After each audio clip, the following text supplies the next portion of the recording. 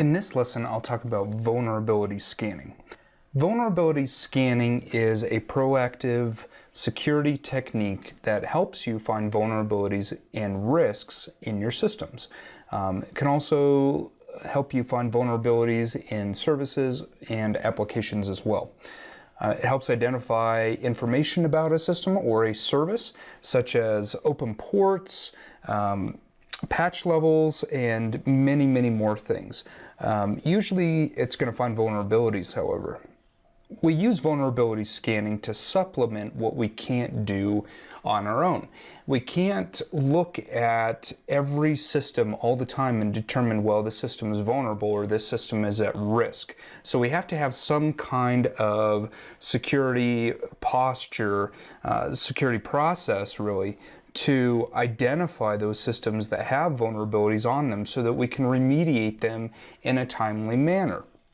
This is usually automated because we need to make sure that, well, we can't just go around with file integrity checking software like AID, for example, and make sure all of our binaries on our operating systems are good to go. And don't have any vulnerabilities in them. We need to make sure that we do this on a regular, scheduled basis. There are two types of vulnerability scans out there. There's credentialed scans and there's uncredentialed scans. Credentialed scans log into the systems and can escalate privileges if needed. It looks at the patch levels, it can look at open ports, it can look at versions of software, what software is running, the processes that are running. It can even identify malware if necessary. Uncredentialed scans are just the opposite. It can't actually log into a system because it doesn't have credentials. Now, you want to do uncredentialed scans if you don't have the information for the system, if you don't have a username and password for the system. This is going to create a lot more traffic and a lot more noise because we're not looking at the patch level of the system. Let's talk real quick about several different kinds of scanners. System scanners, Nessus is excellent. It's a great tool. I've been using Nessus for probably about 7 years. I've used Qualys a couple times. It's also a great tool. Microsoft Baseline Security Analyzer, actually that's a deprecated tool, but you can still use it. And Nmap. Nmap will help identify information about systems. If you use the Nmap scripting engine, it's going to allow you to dig even deeper into those systems. There are also application scanners out there. Application scanners fall into service scanning and web application scanning because the world runs on the internet these days. There are a lot of web application scanners that have been brought up in the past few years. Burp Suite is a great tool for looking at web applications and modifying and controlling web applications. AppScan from IBM is a great tool for real applications because it can look at the code itself. NetSparker is a great web applications tool. Nikto, I'll show you that here in a second. Qualys can also do it. Nessus can also do it.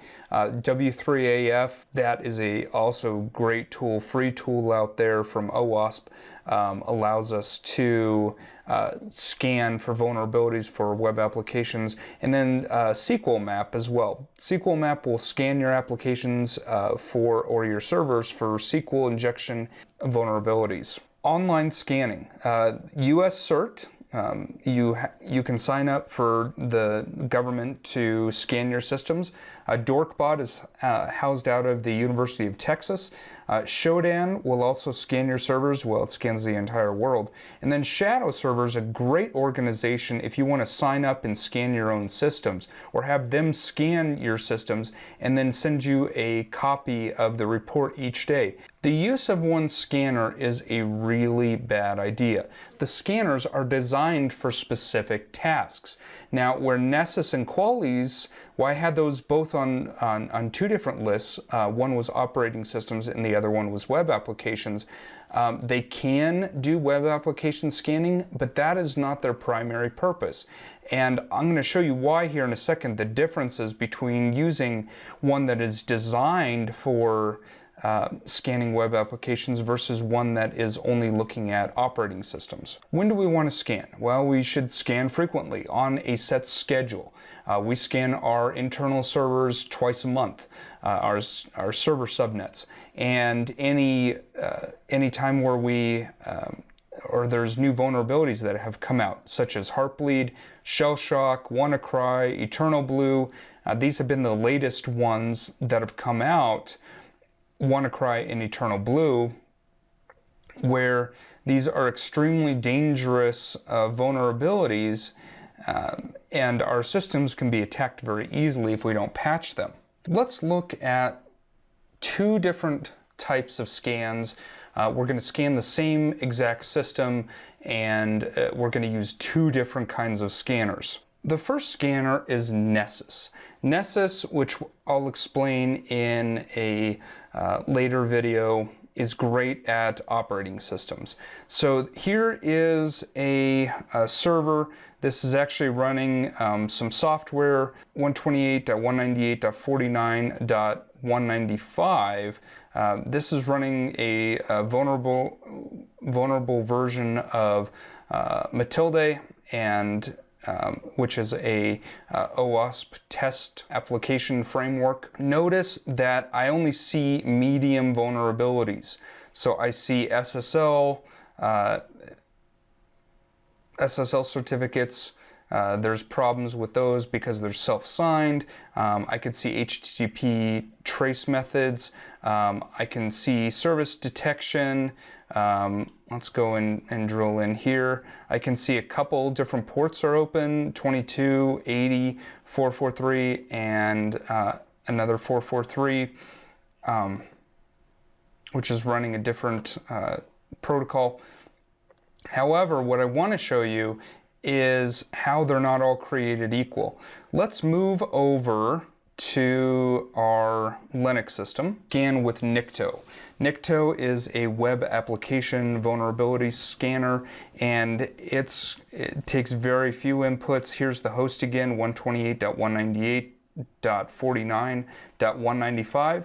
The root directory is going to be Matilde. The output is going to be, I'm going to call it test.html because I want it in an HTML format, and then the format is HTML. I'm going to press run here.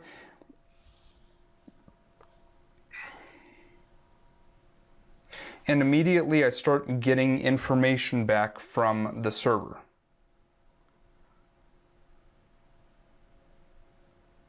So I'll let that run for a minute. The scan is complete, and it took about 2 minutes to scan the entire web application. Let's look at the results real quick.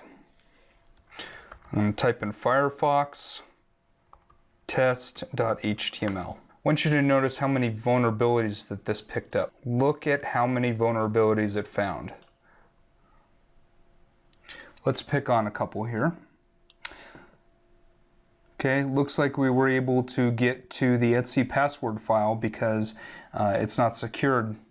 PHP nuke rocket add-in is vulnerable to file traversal, allowing an attacker to view any file on the host. Really dangerous if we were just to use Nessus and not a real web application vulnerability scanner, because what that does is that contributes to false negatives, where we think that the system is okay, but when reality it is not.